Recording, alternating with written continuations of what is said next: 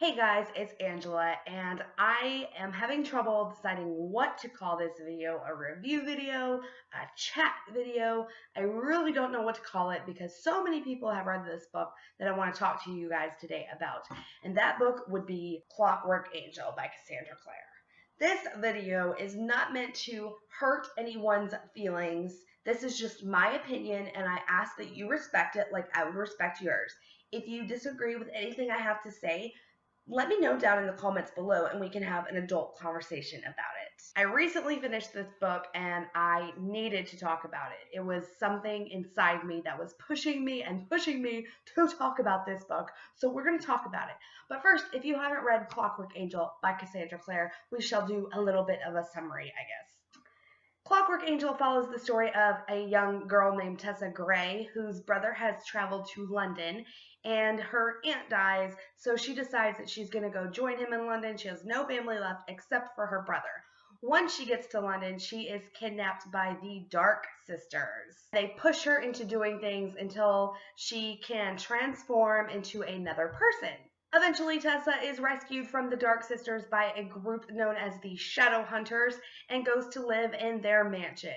And while there, she learns more about Shadow Hunters. She learns about the creatures that currently inhabit our world, and she also learns about herself. Good summary, right? Short and sweet and to the point, because I'm sure all of you have read this or heard about it or watched the show, and now we have to talk because we have to talk. You guys, I don't even know what to do. I was told that I should pick up the Infernal Devices series because it was much, much, much better than the Mortal Instruments series. And I found this at my local Goodwill for like $2, so I decided to give it a try. I have not read any other book by Cassandra Clare. This is my first one, and this is the only one I have on my shelf. And more than likely, it will be the last one that I ever have on my shelf. Keeping it real with you guys, I was told that this series was so much better than the Mortal Instruments, so I shudder to think what the Mortal Instruments is really like. I did watch that crappy movie that they released many years ago, and it sucked. And I don't know what I was expecting from this book. Obviously, a little bit more than what I got. In my opinion, this book was awful. I was cringing through most of this book, reading about these scenes, reading about Cassandra Clare's characters. I was like, okay, her characters were not believable in my opinion. I did not like them. I thought Tessa, our main protagonist, was weak and just annoying. And everyone goes on about how this great love triangle between Tessa, Will, and Jem is, and it really didn't get to it in this book at all. So, yeah, thanks for wasting my time. In this world of the shadow hunters that Tessa is discovering, everyone has this strength and is able to kill these demons or underworld creatures that are coming after them.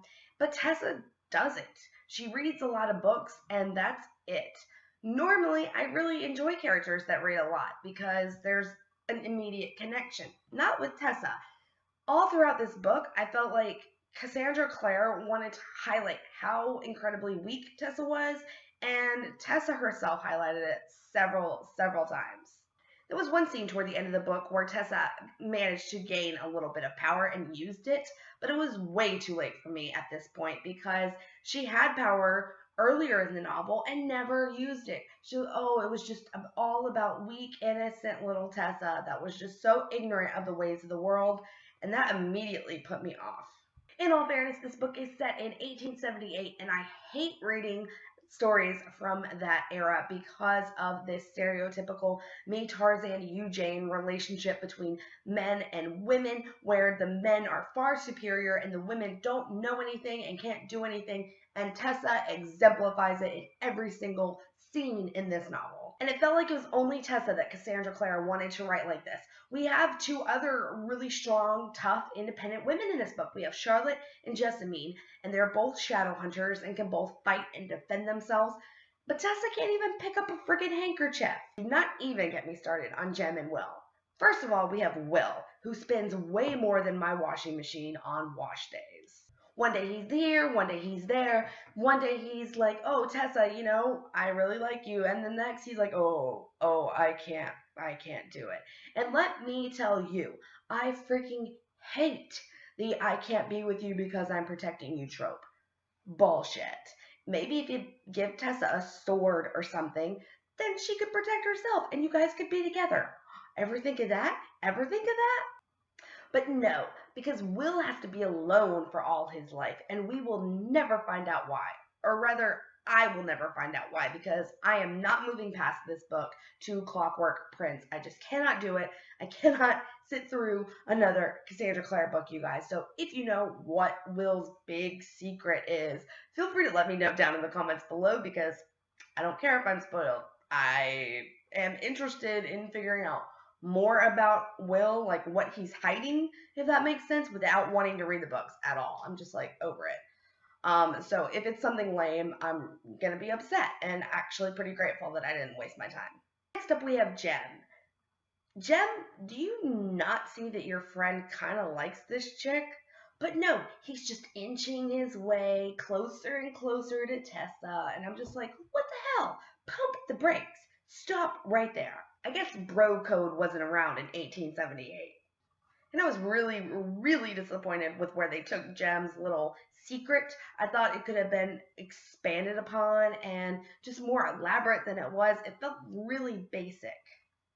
In fact, all of this book felt pretty basic to me, full of really awful tropes and awful, awful writing. One bit of advice to Cassandra Clare is stop with the commas. They are annoying, and I want to kill every single comma that you have included in this book. Most commas weren't even necessary. You guys know how annoying it is to read a book that's separated with commas constantly? It's pretty damn annoying, let me tell you. So, toward the end of the book, this one scene sticks out to me really vividly of an example of over usage with the commas. We have Jem who is talking to Tessa, and the way he is speaking, he's like, Tessa, I really want you to, comma, Jem said, go here and do this thing.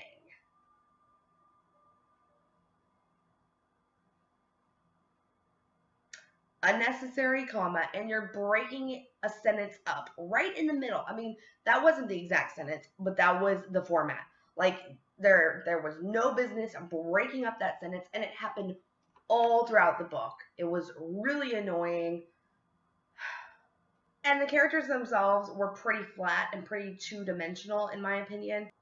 So we have Tessa, who comes from America, and the other Shadowhunters who live in London, but there was no differing factors between them.